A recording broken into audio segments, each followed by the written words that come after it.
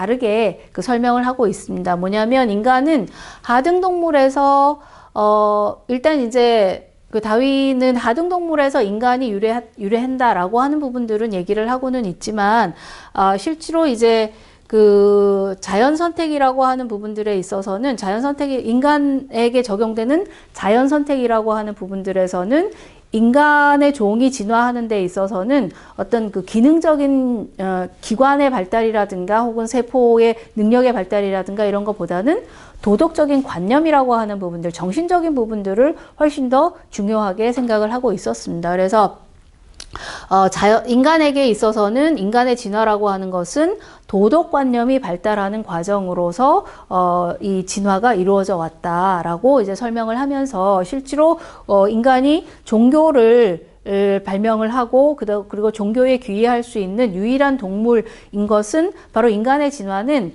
과거의 동물의 진화하고는 다르게 이런 도덕관념의 진화하고도 결부가 되어 있기 때문에 인간의 진화는 그 동물의 진화와 동일할 수는 없다라고 하는 식으로 얘기를 좀 하고 있고요. 그 다음에 뭐 여러 가지로 이제 자옹도태라고 하는 부분들을 또 설명을 하고 있습니다. 요게 우리가 이제 다윈이 일반적으로 이제 자연 선택으로 모든 그 생물계의 진화에 대해서 설명을 하고는 있지만 이 자연 선택의 그 대상으로서 인간에 대해서는 조금 더 독특한 방식으로 당시에 이제 기독교에서 많이 비판했던 이 진화를 옹호하는 방식으로 새롭게 해석하고 있었다라고 하는 거를 좀 눈여겨볼 필요는 있을 것 같습니다.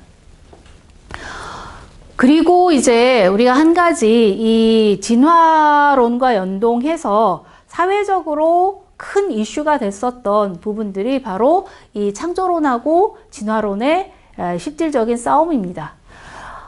이 창조론과 진화론의 이 싸움이 사회적인 이슈가 됐던 것은 1920년대에 미국에서 직접적으로 일어났던 싸움들이 그 예가 되겠습니다. 그러니까 1920년대에 미국의 보수 기독교인들이 진보 개념이 기독교를 통해서 구원받아야 한다. 그러니까 진보 혹은 진화, 이 진보 개념이 기독교를 통해서 구원받아야 한다는 믿음을 혹은 그 진화에서 얘기하는 진보 개념이 기독교를 통해서 구원받아야 한다는 믿음을 점차적으로 과학의 이름으로 이 종교의 믿음을 약화시키고 있다라고 해석을 하고, 이 보수주의자들은 이 진화론이라고 하는 과학 이론이 사회에 널리 퍼져서 이 종교의 힘을, 그러니까 기독교에 대한 믿음을 약화시키지 않을까 굉장히 우려가 많았습니다.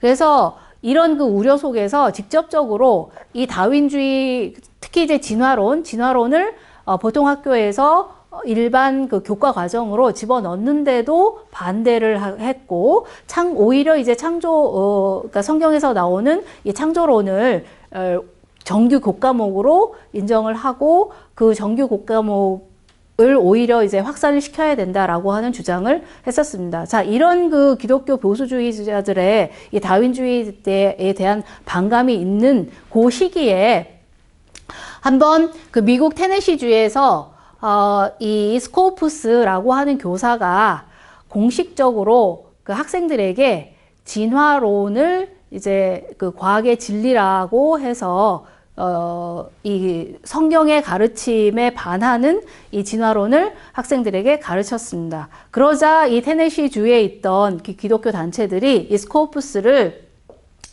법에 그 진화론 교육 금지법을 통과시켰던 그 테네시 주의 주법을 위반했다라고 해서 재판에 세웁니다.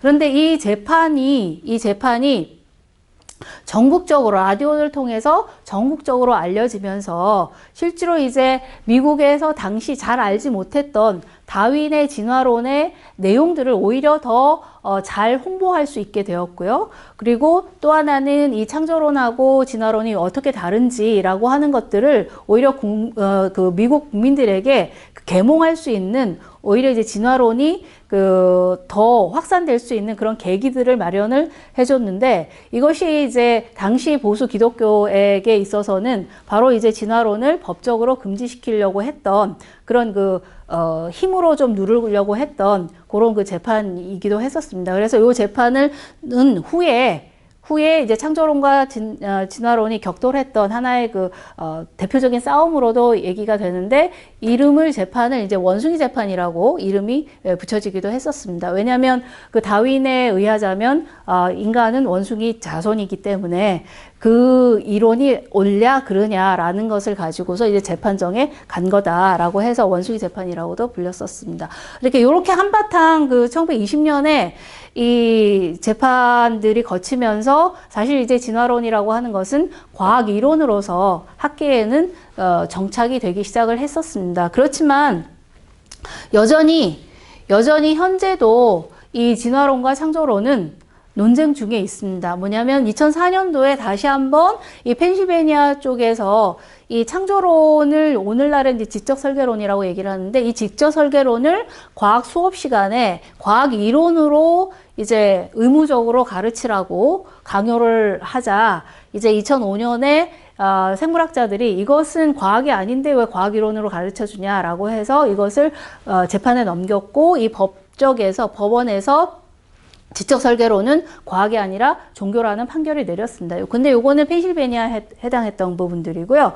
다른 주에서는 2012년도 4월 7일에 또 이제 테네시 주에서 25년의 원숭이 재판이 있었음에도 불구하고 창조론 교육보호법을 발효를 했습니다. 그래서 아직까지도 이제 기독교 보수적인 전통에 사로잡혀 있는 그런 미국의 주에서는 여전히 이 창조론은 학생들에게 공통적으로 가르쳐야 될 과학 이론이다라고 주장하는 그런 주장들이 팽배하게 맞서고 있는 것들을 볼 수가 있고요.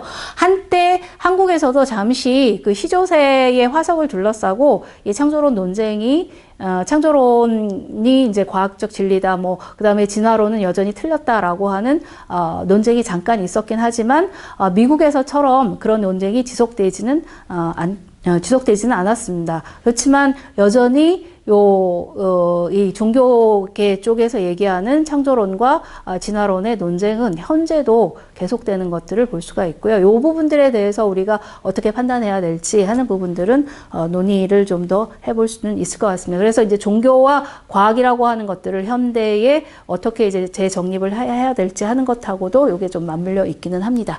네, 오늘 여기까지 해서 진화론에 대한 여러 가지 관점들을 정리를 해봤습니다. 예, 이상입니다.